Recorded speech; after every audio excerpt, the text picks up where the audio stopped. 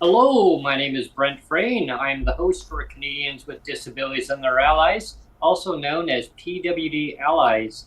PWD Allies is available on YouTube and on Spotify and any of your other favorite apps that you enjoy listening to the podcast on.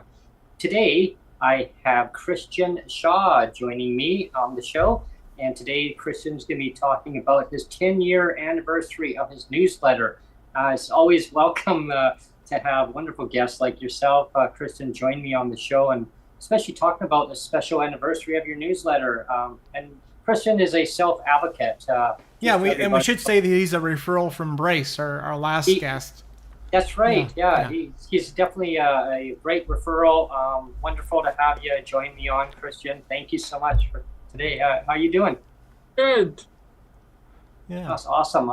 So, Krystian, you're in Kamloops. Yeah. Kamloops, BC. My favorite stomping ground. I haven't been up there in years, but that's one of my bucket lists to do. I understand Neil has been there before. Yeah, I spent 10 minutes on the tarmac of the Kamloops airport because I had an uncle that used to fly planes, and we flew up there, or he flew up there, and we landed, and we spent 10 or 15 minutes on the tarmac and turned around and flew back to Summerland.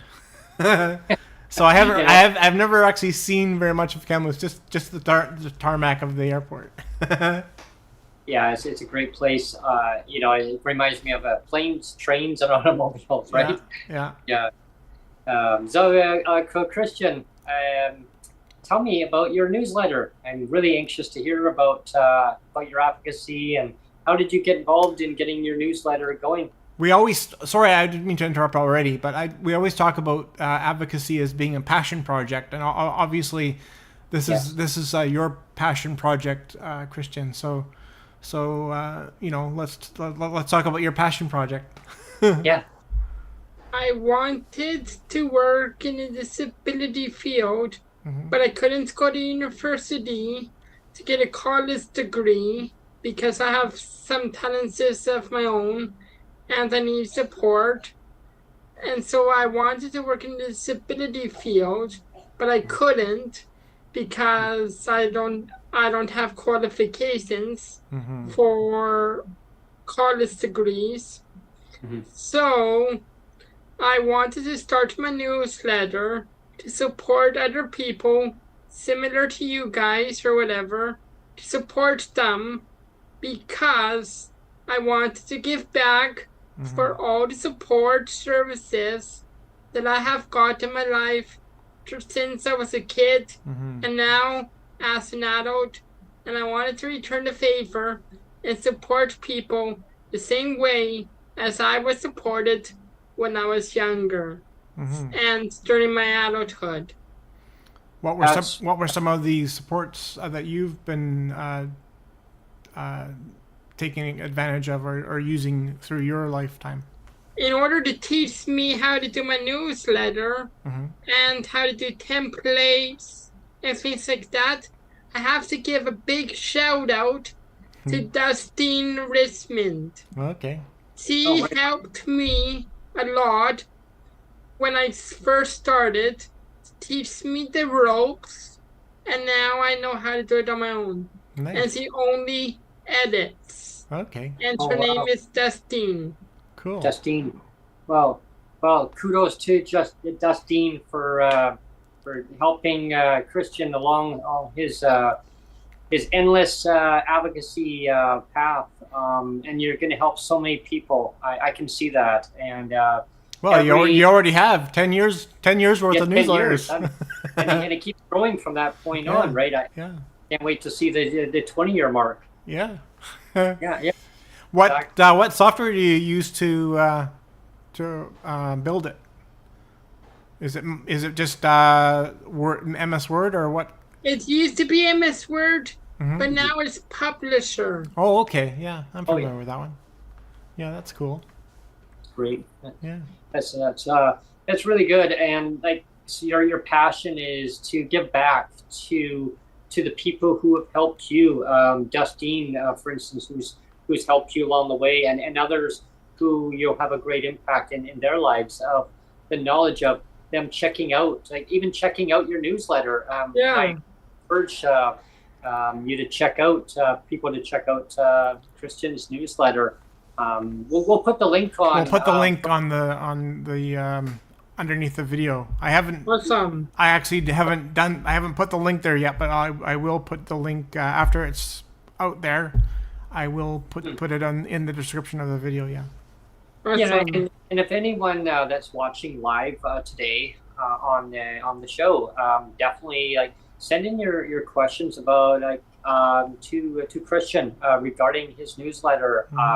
Anyone who's listening on the podcast later on, definitely throw in your comments. We have comment section, and I'll let Neil talk about that part as it's on Neil's website.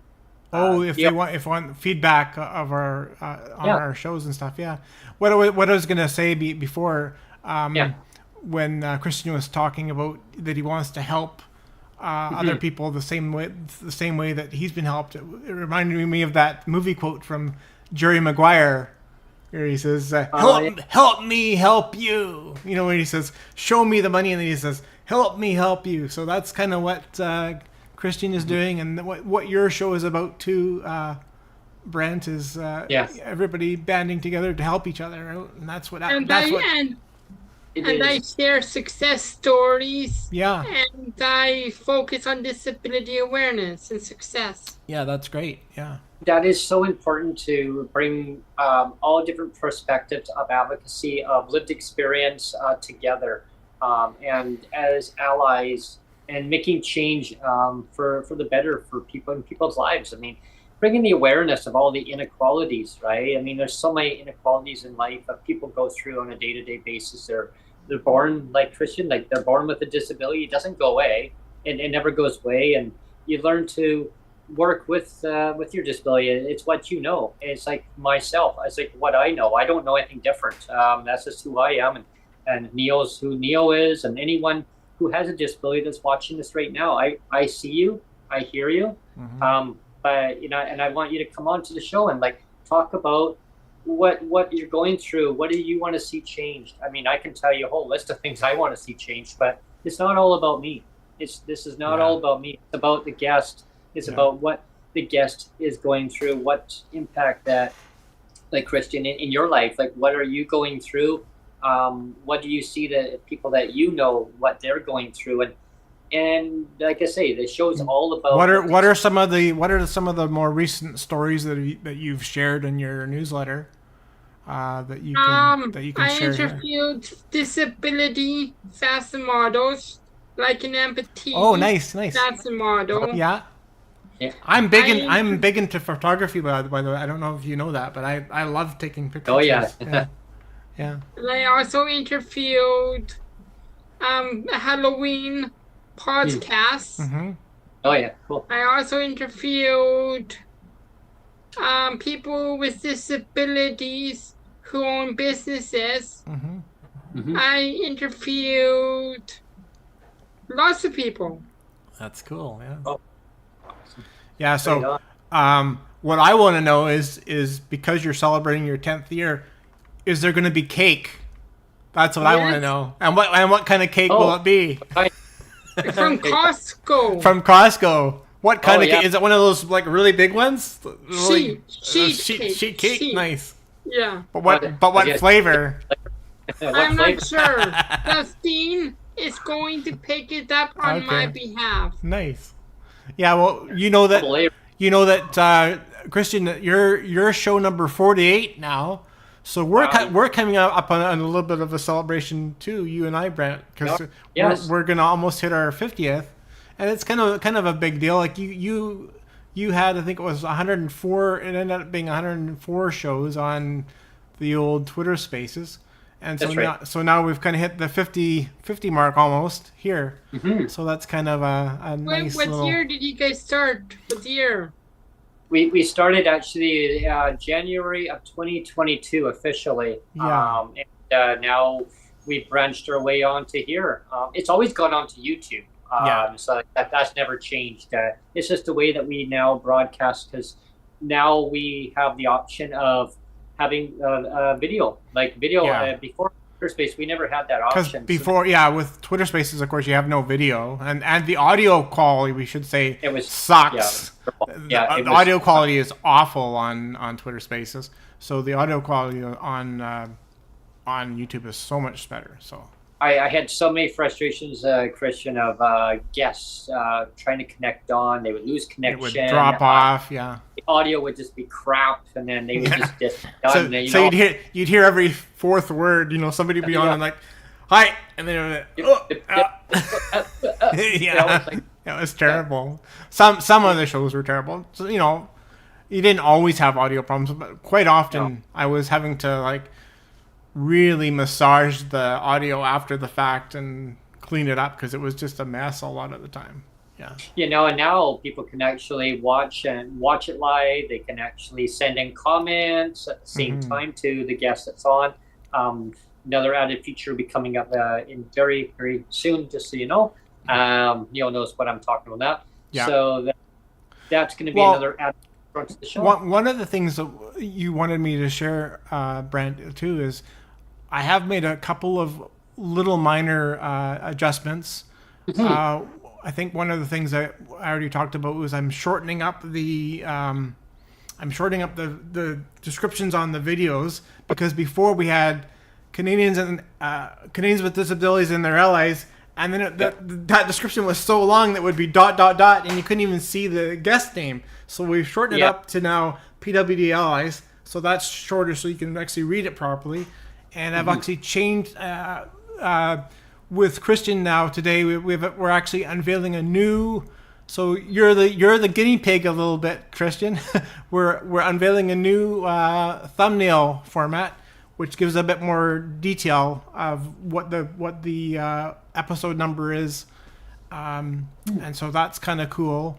And the other really cool thing, and again, so if you go over to my web page or on my website, the daddybentlegs.com, it's there, and also you'll see it on if you go to the YouTube channel on the front page of the channel. There's a new link, and the link is a calendar for PWD Allies. So it will if you click on the link for the calendar, it will show you who the next upcoming guests are.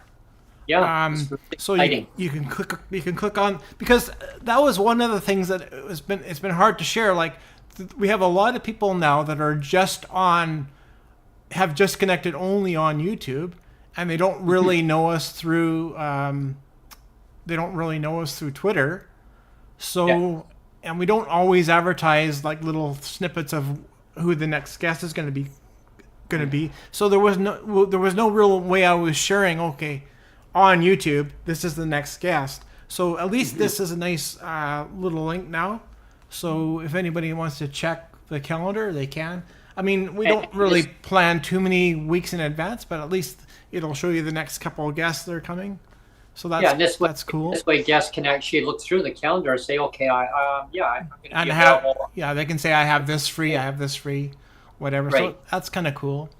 And traditionally, just to let all the guests know, if you do want to come on, just like Krystian today, September 1st here, Mondays, Tuesdays, Thursdays, or Fridays.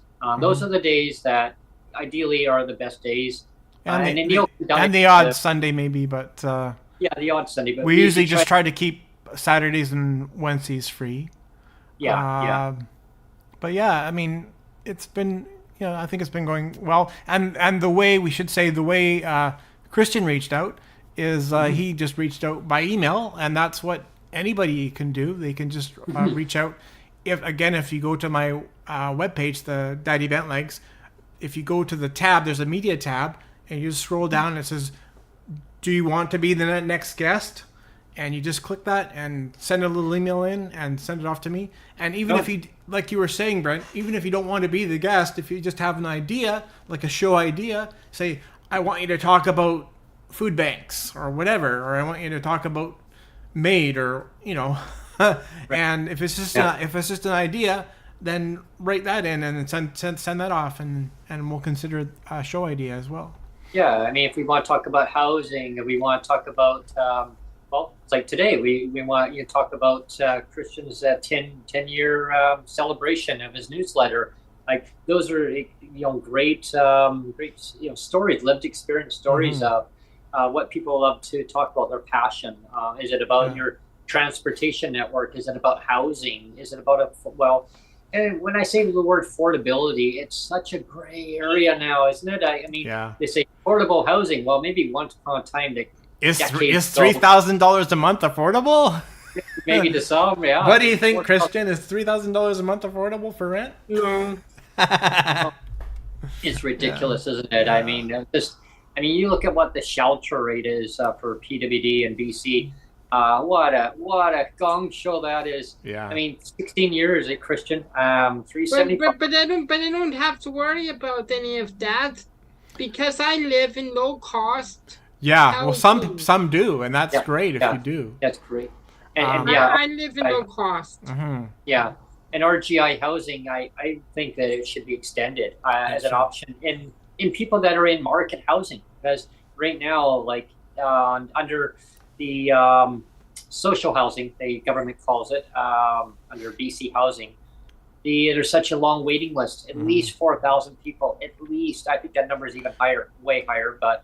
Well, I've said before, one of the things I really, really want to know, and I wish I had asked Sheila Malcolmson when she was on, and maybe she wouldn't have known the exact figure, but I still would want to know some sort of spitball figure, is I want to know what percentage of people that are on PWD assistance, what percentage of those do have access to subsidized rents. Because I bet you it's not very much. I bet you it's like in the neighborhood of maybe 5 to 7%. So in your case, Krystian, you're very fortunate. I think there's a misunderstanding that the majority of people on PWD assistance have subsidized rents, and the truth is the majority do not. Only, like I said, probably only 5 to 7% range have this subsidized rent. So you're in the very small majority there, Krystian. I have been on it for a long time. Well, and now, like we were saying, the wait list for rents now, or for housing, is 20 years, right? They say 10, but I think it's closer to 20. I think it's close to 20 years, and so that's why I came up with a resolution, Krystian, in a meeting with the minister, Minister Sheila Malcolmson, who's the just anyone watching. Well, who's Brent talking about, the minister? So she's her name is Honorable Sheila Malcolmson. She's the MLA for Nanaimo, British Columbia. She's the Minister of Social Development and Poverty Reduction, and I had Sheila actually on my show, and I had came up with a resolution, and it was actually in a meeting that I had met with her in person too. But I had brought the idea again up on the show, and a letter was sent off up to her office, because she asked for the idea to be sent to her office so that her staff could actually look into this further. And I'm really hoping that she can implement that in to so many people. And I'm not speaking on behalf of people what I think that everybody's needs are for it. I mean, saying the kind of housing that they need. I just think it would be an option where, if it was given to you as an option, because we have such a housing crisis in BC and across Canada, RGI housing, rent geared to income. So that now people that are maybe not familiar, I mean, most people are, but it's like 30% of your income, right? right? That's basically what it is. And now, if you look on the other side, some people say 30% of your income. It'd be based on like median income earners. Now you have to be making like $80,000 or something. Now your rent is, you need to be making no less than $45,000 a month. So there's the flip side of it. That's why I just say RGI housing. People know it. And when we're on the topic of housing, I also interviewed Away Home Kamloops, and they and the homeless youth are provided housing, but that's non-profit. Right. Yeah. It's called Away Home Kamloops. And how many? And they help out youth who are homeless, and they give them supports, and they give them housing and stuff like that. Do you know how many people approximately that is that they are maybe help every year? Do you have? I'm not sure, but I interviewed them because the founder was a former homeless youth, and she was the founder of it. She died, and I wanted to ask people, that worked there, what was your experience like working with her? Interesting. And it's so important to have that network set up where people know who to come to get more of the info, as that connection, right? Yeah. Well, and we talked about that before, Brent. I mean, that's why things like this is so great. The self-advocacy and things like that, because like I've said before, and I know you feel the same, is like when you're born with a disability, there's no rule book. They don't give you a rule book and say, now that you have a disability, here's where to go to help get this help. But I mean, everybody's on their own. Like it's like they you're thrown to the wolves, and it's like you figure it out. It's like you need help. You need to find it yourself. From a very young age, like I was the one turning over stones and figuring things out. There was no government agency that was helping me with anything. I was the one. It was my parents that were throwing over stones and digging things up and saying, I wonder if we can get help here. But there was no government agency saying, here, we can help you. It's like I had to find that for myself, and I'm sure you had to do it. And same with Krystian. We have to be detectives and find that stuff for ourselves, because there's nobody around doing it for us. I was told that many years ago when I first filed income tax. I was told that by Revenue Canada. I had questions. Well, how do I do this and how do I do that? Where does this line go? And I had to do it by manual. Filling these forms out, right? So I'd phone up and ask questions, and they walked me through it. And they said, if you don't ask questions, Brent, you're not going to know the answers. The government's not going to come to you and say, you qualify for this. You need to ask, what do I qualify? Now things have changed a bit. Now the software is all computer software done. In a lot of cases, some people still file manually. I use computer software, but now it tells you what do you qualify. But you have to click on it. You have to check it off. You still have to check that off and say, I want to apply for this, the credits, right? The downfall of the computer software now is, and I haven't had a problem with the software up until last year. It was just a weird bug. Is that you have to put in the disability credit, so you check that box off and say I'm applying for that. Well, I put that in, and for some reason the software didn't want to see it, and it kept saying you're going to owe this much, and I said, are you kidding me? Or actually it gave me a zero. It said everything was zero, and I said that's impossible that you're giving me zero. And I said that's not right. I said, and I knew my refund should have been like somewhere in the neighborhood of like $1,400. Every year it's about $1,400, and it was giving me zero. I was like, this is weird. And I went back to the thing, and it was giving me a null for the disability credit, and so I kept going back and saying, check it, and it was checked, but for some reason the computer wasn't seeing it, so I had to go back and check it and recheck it. I did it like 4 or 5 times before the computer said, oh, so you're disabled, you're going to apply for that. And then all of a sudden it went from zero, that I owed like zero, and then it went, so now you have the $1,400 credit coming back to you. I'm like, okay, thank you. But it took me like 4 or 5 times to convince the computer, like, please, like, give me the tax credit. The computer system. It was crazy. It was driving me nuts. It didn't want you to have the credit. It didn't want me to have it. Yeah. It says, no, disability. No. But that was like the first year that I had trouble. I was like wrestling with the thing. I'm like, no, give it to me. Oh, gosh. Yeah. Getting to what I was mentioning about the CRA, they actually had, got me on the idea about this 30% of income issue. And, they had told me about this. So I remember going home, Krystian and Neil and everybody watching. I'd be bugging my mom. I lived with my mom. She had brought me up and my brother up as a single mother. My father left when I was a child. He was told to get out, go. So I learned up to grow up and live within the means of, and not the government's terminology, live within your means, you know what I mean? But paternal. Yeah, but to really understand of how hard it was growing up in poverty. Like my mom, she worked hard. She worked full time. She worked 2 full-time jobs. She worked a part-time job, and she was still scraping by. And so she would tell me that I shouldn't be paying more than 30% of my income. I'd be working, and I'd come home with my paycheck. Look at my paycheck, and she says, "Okay, so 30% of that goes to your rent. That's it. 30%. Oh." And then when I got a little older, I got onto disability. So I said, well, so I just give you 30% of this. How does that work? She goes, well, what the shelter amount to us? And I said, well, it's $325. Mm-hmm. 325 on there. And I said, well, that's what they give me.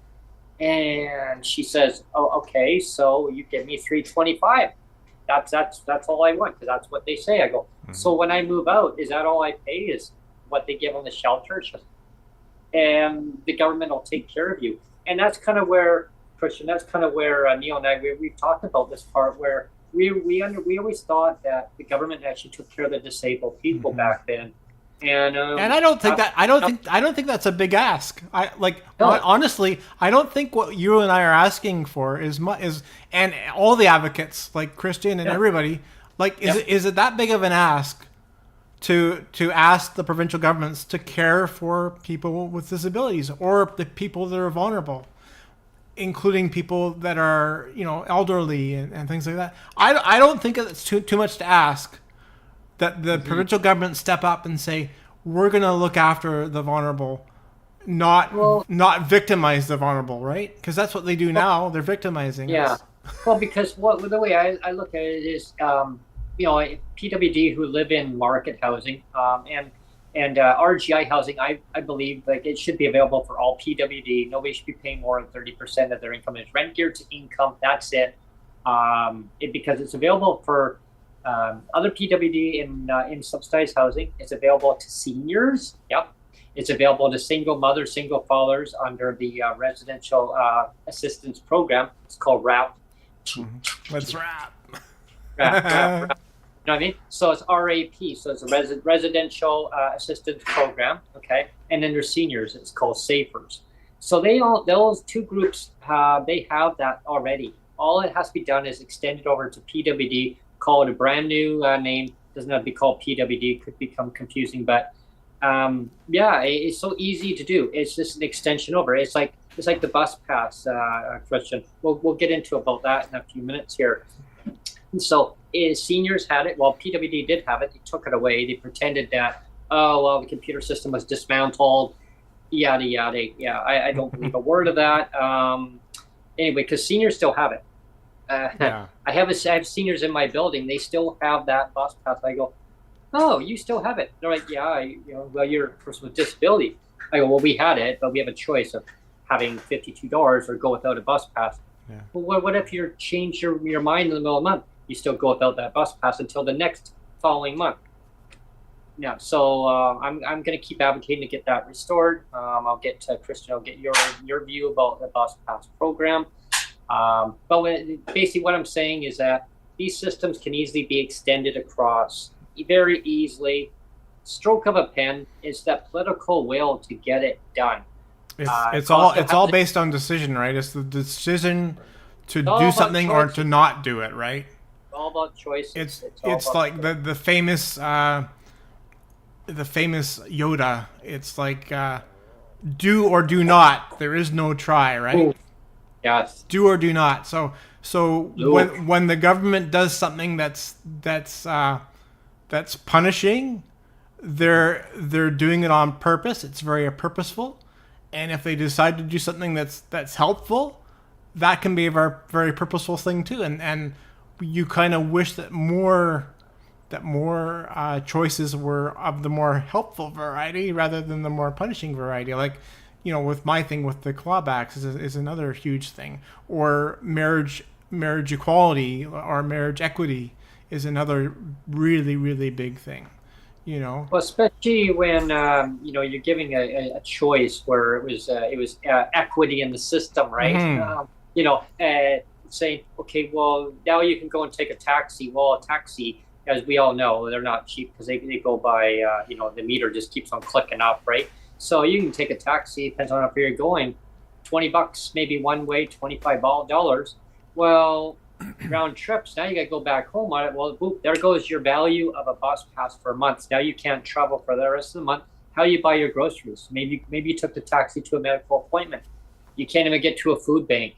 You can't even go anywhere. You can't get your groceries. Yeah. Someone says, well, we'll do the order in then. Those order in companies they charge enough too.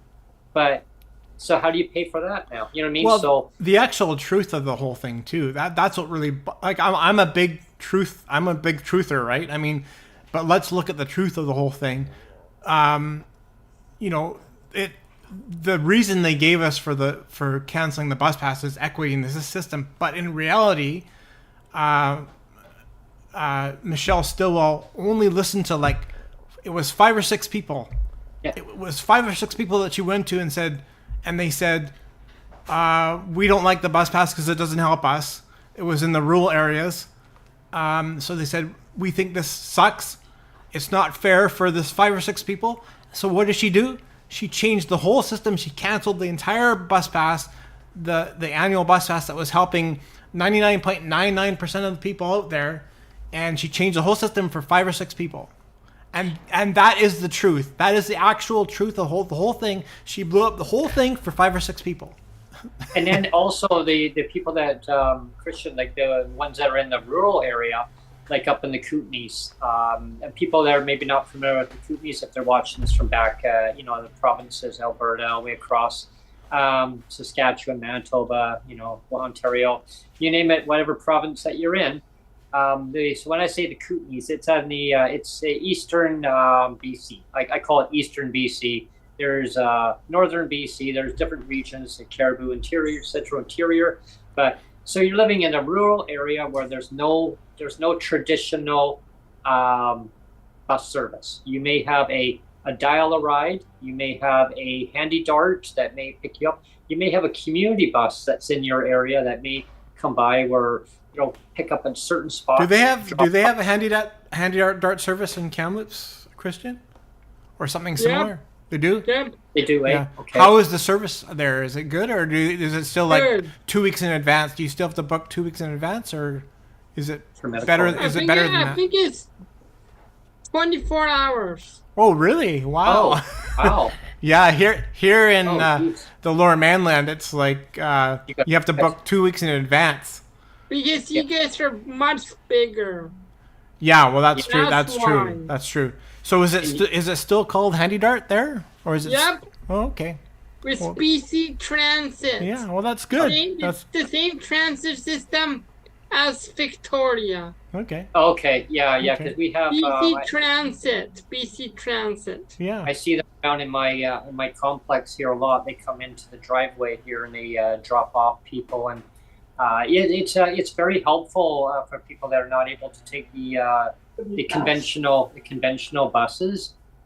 So the people that in the PWD that lived in a rural area where they don't have conventional bus service, they were giving it was called a special transportation subsidy.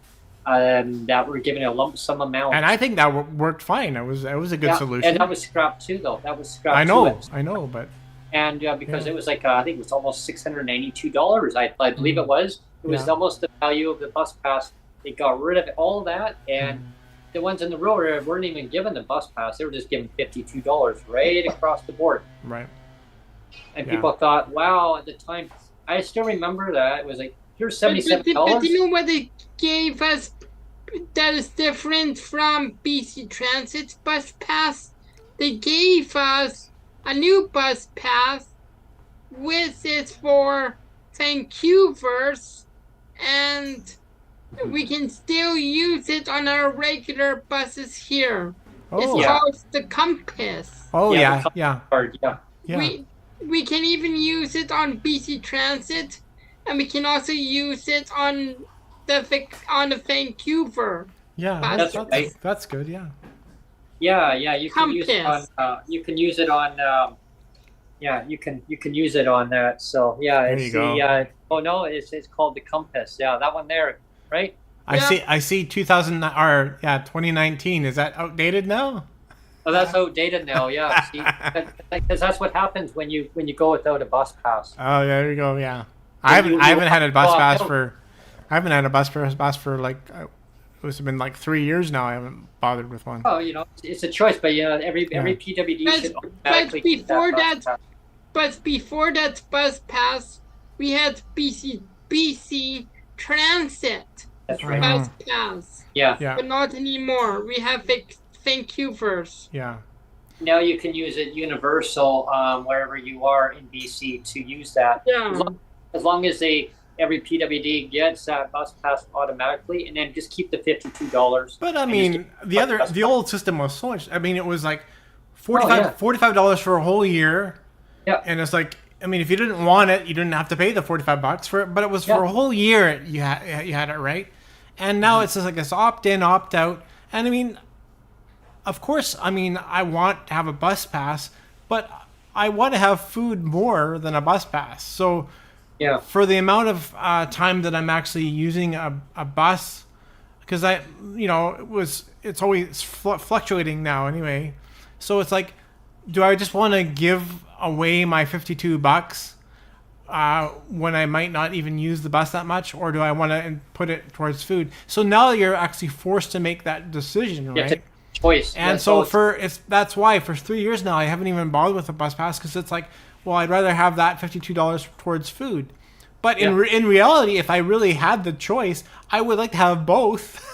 Well, sure. It's not. The government says you can have one or the other. Yeah. The government says, either this but or I mean, that. Why was the idea of having a $45 bus pass a year? Why was that a bad thing? But I asked that question. I asked that question, though, Krystian and Neil and everybody watching. I asked the government. I said, why can't I have both? The $52 and a bus pass? No, you have to choose either one. I go, really? I have to choose? I have to sacrifice? Well, that's just how the system's designed. Yeah. The system is designed. No, the system's broken. It needs to be fixed. It's all about choices again, and it's again. You can make a good choice, or you can make one that punishes people. And I always say that famous line, Neil, just give them back their bus pass. Yeah. Remember? Yeah. That's what Premier Horgan. He was on camera. And he advocated very strongly. Yeah, and Michelle Stilwell they were both on camera, like, give them back their bus pass. Give them back their bus pass. Give them back their bus pass. The most basic means of transportation. They said it was cruel. It is, and it still is. It still is cruel. It hasn't changed. One of my neighbors basically opted out. Same thing, opted out because they needed the money to buy. I would love to still have my bus pass, but I mean, if I'm forced to make the choice, I'm going to invest in food. But I would love to have my bus pass still. Mm-hmm. But and it really it's so important, basically, for people to have the standards in place. Your transportation, your housing, your health care, your dental care, you name it, eye care, glasses, whatever. It doesn't matter what it is. I mean, it is no reason why people shouldn't have the standards.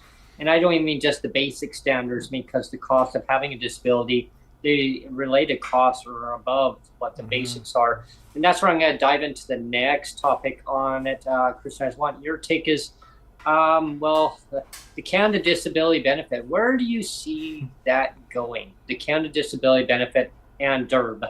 Have you done a lot of stories on that on your newsletter? Yeah, Has there been a lot of coverage on that? Yeah, some of the feedback that you're hearing from other PWD that are maybe reaching out to you, and what's the feedback you're hearing, or are you hearing it?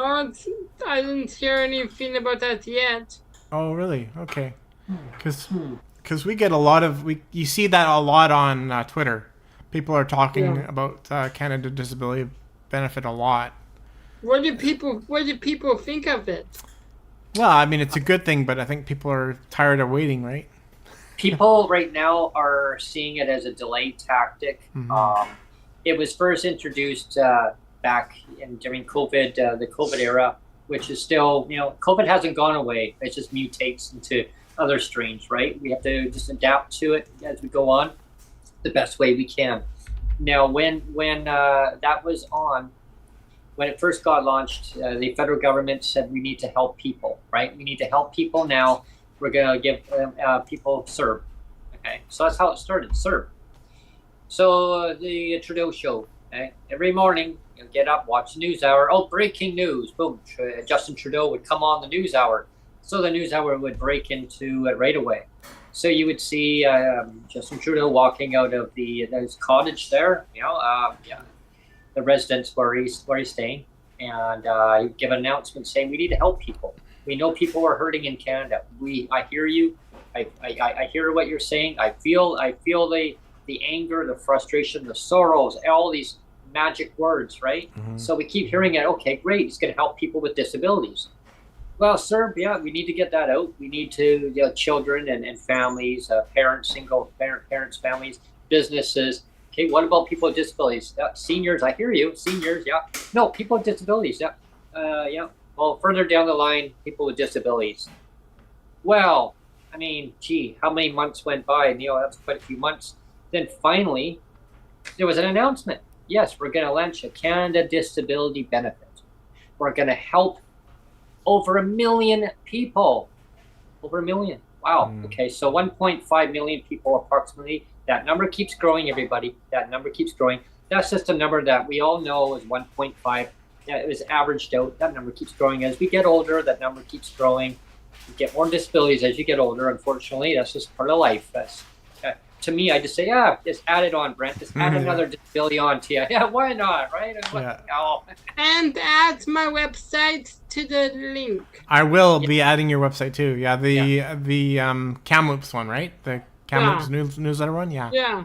Yeah, we'll make sure we. We'll make sure we add that. You can mention the link right now if you want. It's www. What is it? KSA News. KSA News. Or KAS. What is it? KSA. KSA News. Yeah. Okay. KSA.ca. Okay. KASAnews.ca is Krystian's website. Please check it out. It's a great newsletter. 10-year anniversary, September 1st, 2023 today. There'll be cake. There'll be cake. And we're not sure what flavor. And we're going to a restaurant. Oh, nice. Oh, wow. And you know what? Called Frickin' Flack. Oh. And you know what else we're doing? What else is that? I am also going to an event. Every year, Bryce and Greg from Self-Advocate Ned. Yeah. They host a self-advocacy retreat. Oh, nice. In Mission. Oh, so cool. I will be going on an e-bus. Yeah. I'll be going on the e-bus with my best friend by myself. Oh, wow, cool. Nice. With Ben, who's physically impaired and has some cognitive deficits. How many days? How many days is that? The retreat. That's from Friday to Sunday. Oh, nice. Oh, and they also rent a camp. Yeah. Cool. And I'm going to the self-advocacy retreat. Yeah. And I'll be seeing Bryce there. And I'll also be giving a newsletter presentation. Oh, cool. Nice. It's really exciting. And on That's your... That's in October. And on your party. when we launched the show, when we had the song playing, we also had a picture of you wearing with the shirt. You have the shirt, the Kamloops Self Advocacy T-shirt. Yeah. Yeah. And so if somebody wants to order one of those, can they go on your website and order a shirt? Nope. It's only for me. It's a one of a kind, is it? Oh, my okay. business uniform. Okay. Yeah, there you go. There's the shirt. Yeah. Yeah. My business uniform. There you go. Nice. In the background, before we launched the show, you were telling me about the picture in the background. You want to talk about the picture on your wall there? I have Taylor Swift on Taylor the Swift. Oh, yeah. There you are. Yeah. You see it? Yeah. It's cool. I like it. And also with my mom, guess where we are going to? For those who are Taylor Swift fans, at Cineplex, there is going to be a documentary and a concert film on Taylor Swift Eras tour. So even though she's not coming to Canada except for Toronto, people can still have fun with her concert, but in a movie theater instead of seeing her in person. That's cool. And it's called Taylor Swift The Eras Tour, and I'm going to that with my mom at Cineplex. Very cool. Yeah. Well, we're trying to get Michael Bublé on. That's our big get. We're trying to get Michael Bublé on, so we'll see if that happens. Great. Yeah, that's exciting. That's really exciting news about Taylor Swift. You can watch Taylor Swift at the movie theater if you can't. Yeah, concert film. Yeah, the concert. Yeah. But it costs a little bit extra because it's so special. So it's a little bit cheaper than seeing her in live, but it costs around, if you want 3 people to go, there's a seniors rate. There's also a standard rate, and it came to $70 for 3 people. For 3 people? Yeah, that's pretty good. Yeah. Not bad. That's cheaper than a concert ticket, right? But it's more cheaper than seeing her live. Oh yeah. Yeah, for sure. Yeah. Yeah. So the seniors get even a deeper discount than that. So. Yeah. So that's in October. Yeah. Yeah. I thought I heard something on the news this morning about that. So I'm glad that you filled everybody in on the info. So even though she's not coming to Canada, except for Toronto, people will not miss out now. That's good. People can just go to the theater and see her. We're all about inclusion, right? Yeah. There you go. Yeah, and the theaters are all accessible, so you can get in there. At least the majority of theaters. I make sure I say this right, because the majority of Cineplex Odeon theaters are accessible. On the bottom floor, on the bottom. Okay, that's even better then. Yeah. So you can just wheel in. Yeah. That's awesome. Getting back, Krystian, regarding the Canada Disability Benefit, that really has been sidelined because a federal election was called. The bill was introduced under the first reading, and then an election was called right after that. Snap election. So the bill C-35, it collapsed, died on the table. What is it? You were like Thanos there, Brent, with the snap. What bill was it for? Yeah, that was the bill. That was the bill C-35. It was called Bill C-35. It was the Canada Disability Benefit. Yeah. So it's not coming true now? No. It was just magic. It just, like I said, snapped just like that. Thanos. It's not coming true, or is that'll it be one of those things. Yeah, it's everybody wants it to come true, but the problem is that there's a waiting game. It went through. The long story short is the bill made its way through royal assent, through a lot of hard work, through a lot of MPs who senators. Mm-hmm. Yeah, a lot of MPs put a lot of energy, a lot of work into getting different measures put in place to try to strengthen this bill. It's a very right now. It's a very weak framework, but there's good contents inside. Yeah, go ahead. I have a question. Sure. I want to know, what is the difference between an MP, member of parliament, or a senator? A senator is they have a special room that the senators actually can really. I believe they just focus just on specifics. They don't have. They're not bound by the same. All the rules. same rules and criteria that MPs or MLAs or MPPs have to be bound by. So they're kind of as an independent. It's more of an independent. They get to look at legislation more independently. They stay neutral. They're more nonpartisan. More like a watchdog almost. Watchdog agency. It's kind of like how the show is on here. I get a lot of guests from different platforms, different parties on. Krystian. I've had members of the NDP on. I've had members of the Liberal Party, which then became the BC United Party. Why would they change the name? Party. Why would they change the name? To confuse people. That's a good question.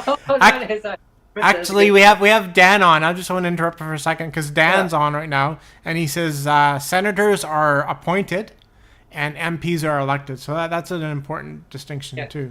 Maybe Dan, you're watching live right now. Maybe you can answer that question for Krystian. I guess the question Krystian has is, I'll get you to say that again, Krystian, so that Dan will hear your question. Maybe Dan can have the answer for you on that. Sorry, Dan, I don't mean to put you on the spot, but this is like Jeopardy. Yeah. So go ahead. What is the difference between a senator and an MP? No. I think the question was regarding about the name change. Oh, the name change. Yeah. Yeah. What was the question there, Krystian? Why would they change it from BC Liberals to United? This confuses people. BC United Party. Yeah. Wonder. What's your take on that, Dan? Do you think that's confusing? He's from Toronto. I don't know this is a BC question, but I'd be interested to hear his take. His take. It was why do parties change their name? Yeah. Because it is confusing. You're right. I think it is. Yeah. Because some people thought, well, who are they, right? I was just kind of wondering, maybe what would your view as an overall view? Why would a party just change their name? Just because. I see. While we wait for Dan's response on that, I have an opinion. I'll get your opinion. I think it's because they just thought it was too damaged. And they want to be more politically correct.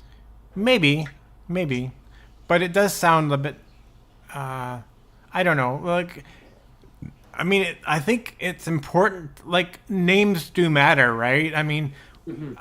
I don't like the fact that we live in a cancel culture now, where everything is watered down and whitewashed, and you we want to just forget about everything, right? And that's not. History matters. There's lots of bad history. We can. Oh yes. We can talk about that.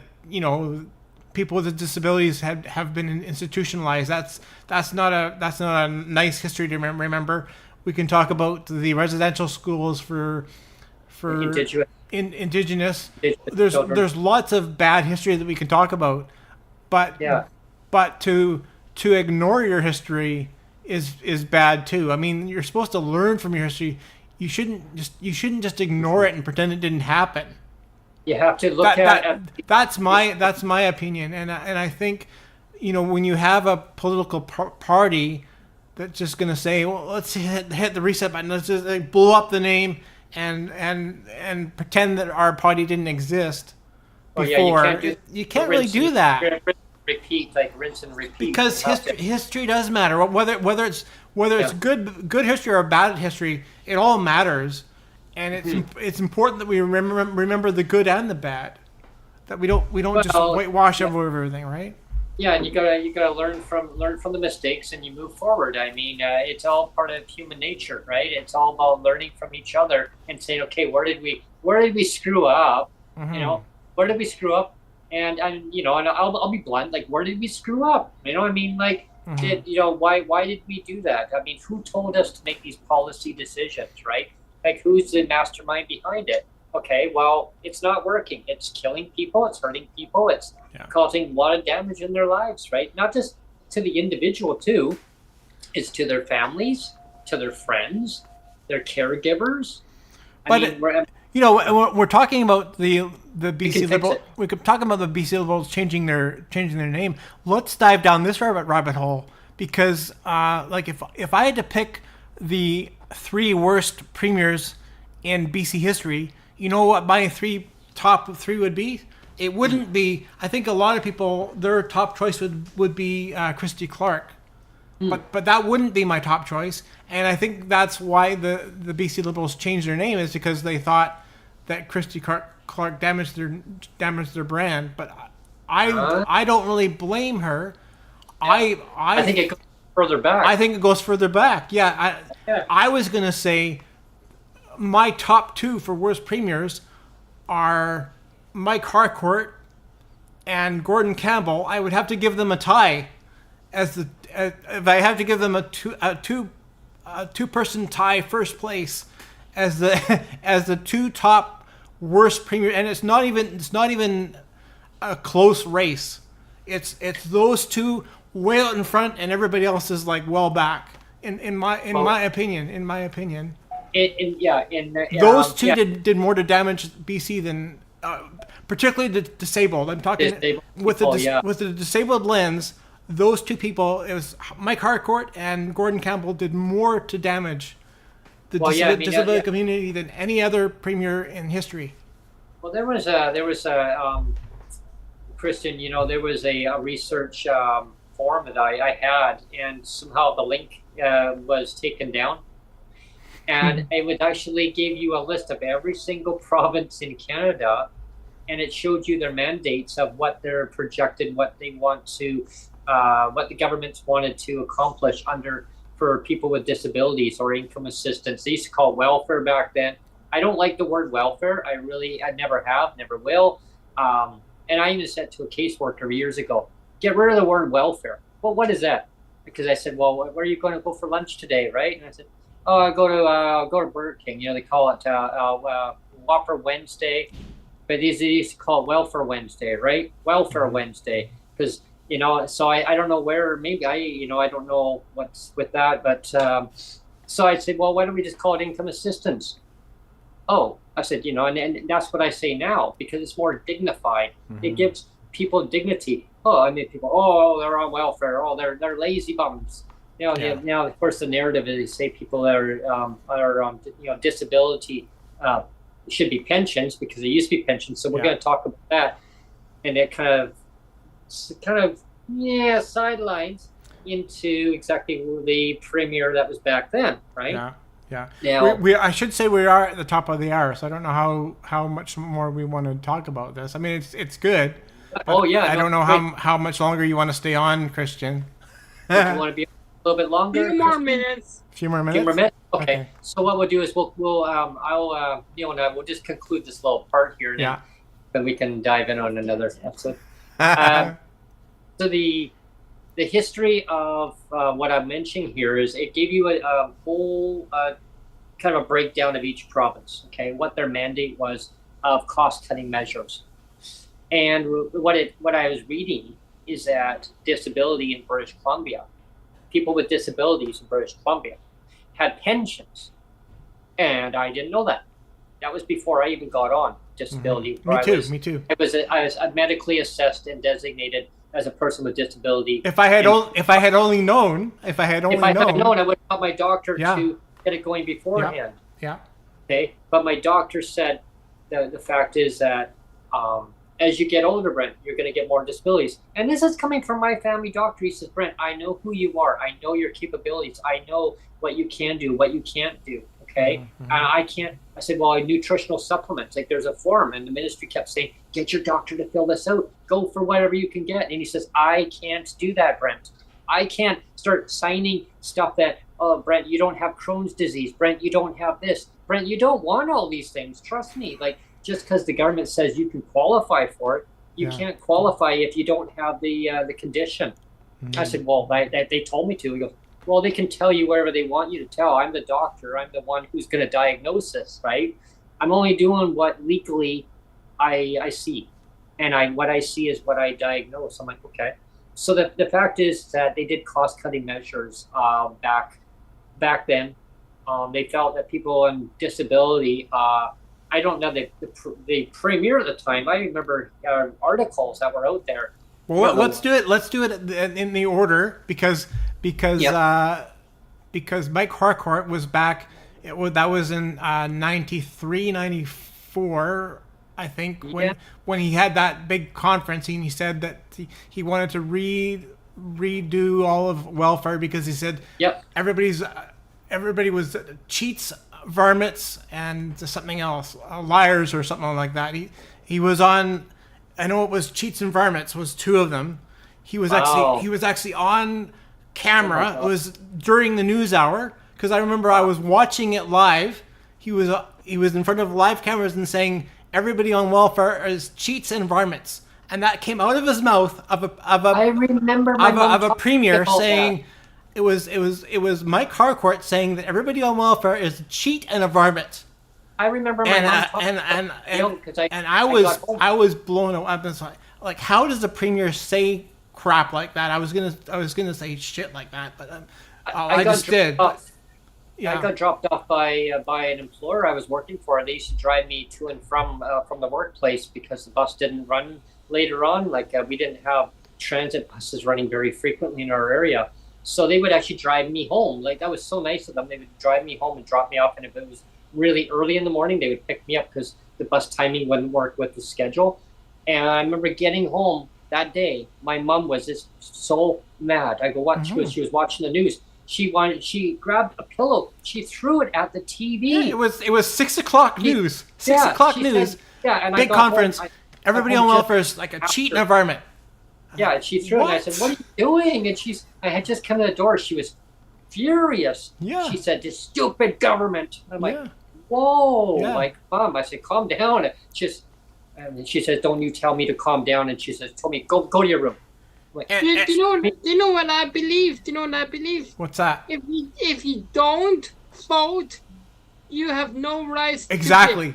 100%. I believe that too. Yeah. Yeah. So we'll fast forward. We'll fast forward to the Gordon Campbell era, and then we'll do a conclusion. Yeah. So Gordon Campbell era, Neil. Well, he did a whole slash and burn. It was just like let's burn everything. 2002, it was a mandate to 33% cut right across the board. Mm-hmm.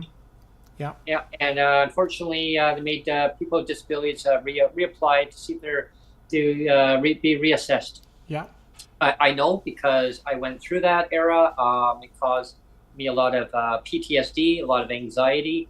My doctor, it caused him a lot of problems, I think professionally and personally.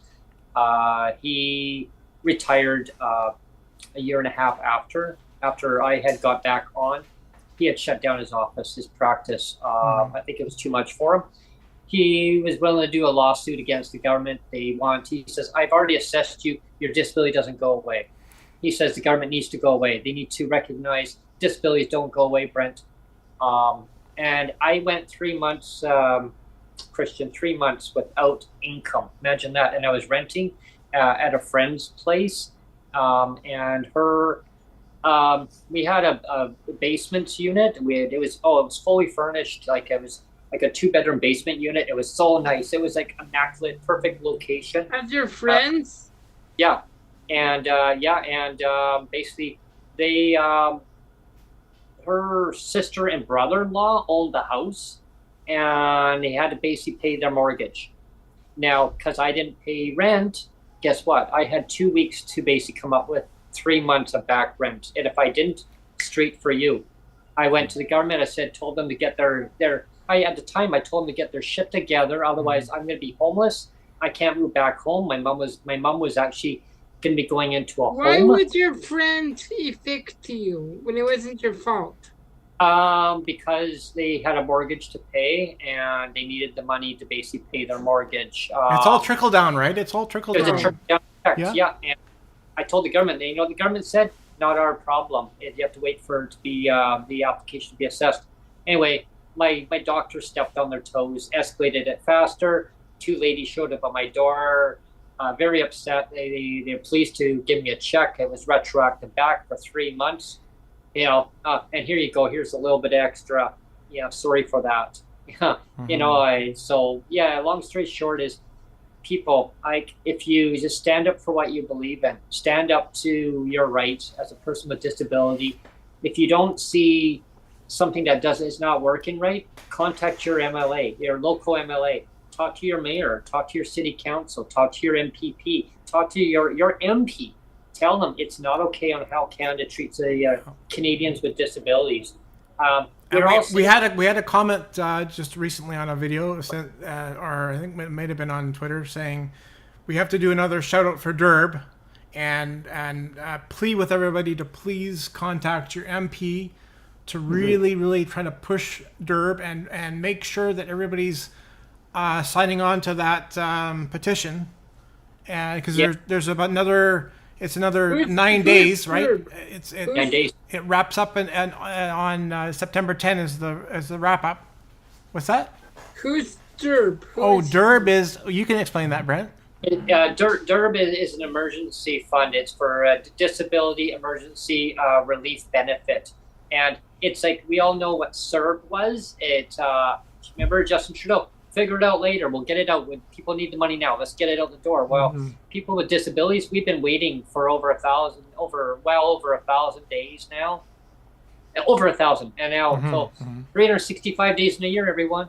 So you can, over 2 years. Well over 2 years now. Yeah, almost nothing. 3. Yeah. No peep, nothing. Yeah. And now they want to delay it. The Canada Disability Benefit, they want to delay it. It was supposed to be 1 year, up to 1 year. It's going to be at least a year and a half now, yeah. Parliament control, before she did a cabinet shuffle, she quickly changed it last second. Changed it after it went through royal assent. Oh, it's going to take a year and a half. It could take up to 2 years, folks. 2 years, maybe, or even longer. So people's lives don't get put on hold. So DERB, Disability Emergency Relief Benefit, needs to be put in place.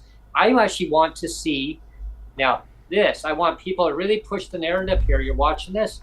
Okay, it's up to you. I'm not telling you what to do. Okay, so don't get me wrong. Okay, but I want someone to come up with a hashtag along with DERB, but put it into one.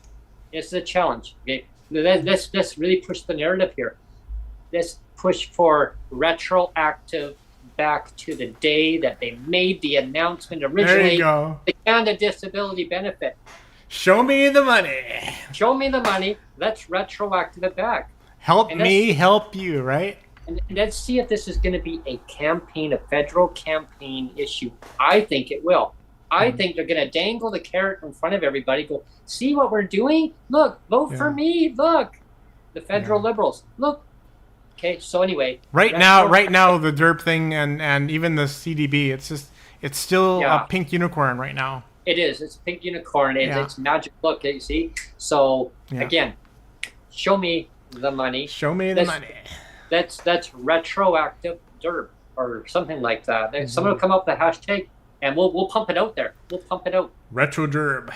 In the meantime, sign petitions. You see them floating online. Please sign them. Mike Maurice, Member of Parliament, Honourable Mike Maurice for Kitchener Centre. He has a petition out there. There is also the Honourable MP Benita Zarello. She has a petition out there. They're worded a little bit differently. Same thing. They're members of Parliament. Some people say it might be a waste of their time. It's not a waste of your time. If we don't try, one of them is 4514, and one of them is 4519. Yeah. And, you know, it's so important. We need to, it's not a waste of your time. Just follow the instructions, put your email on. It's going to ask you to confirm your email, and done. It's signed. Yeah. Okay? That's it. That's it. And all we can do is hope. And so let's retroactive that DERB out there. Let's get this going. People need help now. People needed help during beginning of the pandemic. They're not going to wait for 2 more years. Is this a political issue? It is. Absolutely, it's a political issue. Canadians need to be helped. Why should we not be helped? Oh, we don't have the money. Oh, give me that. They got the money. They've got the money. They can send monies out to overseas, out to all these big CEOs, these big corporations. They've got the money. $60 billion, folks. It's getting flushed out the drain every frickin' year. Yeah. Ask around. Anyway, thanks everyone, and thanks. Yeah. You know, actually, you know what? Before we end, I'm gonna tune the mic over to you, my guest, Krystian. And do you have any ending comments on the show? What would you like to talk about before we end the show? Check out my website. It's very useful. Yeah, for sure. And again, I will put that link in the description. As soon as we're done with the show, I'll add that link in there, and people should go there. Yeah, did Dan comment? When will this be uploaded? When? Basically right now. As soon as I hit done, it's playing right now, but then it'll actually be uploaded as a watchable video afterwards. Basically, the moment I hit stop, it's up there. Awesome. So yeah, it's cool. I was wondering if we should do a little celebration song. Yeah. For your 10-year. Yeah. Celebrate good times. Come on. We'll celebrate. Celebrate. And come on. 10 years. 10 years. Yeah, there you go. The celebration. Let's see. Well, actually, we don't want to get a strike though, Brent. Oh yeah. So if we want to sing, we have to use our own voices. If we sing our own voices, they can't. They can't strike us if we do our own voices. Celebrate good times. Come on, let's celebrate. Okay, everybody. Thanks for watching. Thank you. Bye. Thank you so much for tuning in today. Please subscribe. Thank you. Thank you very much. Thank you so much. Bye. You're welcome. Bye. Bye. Bye.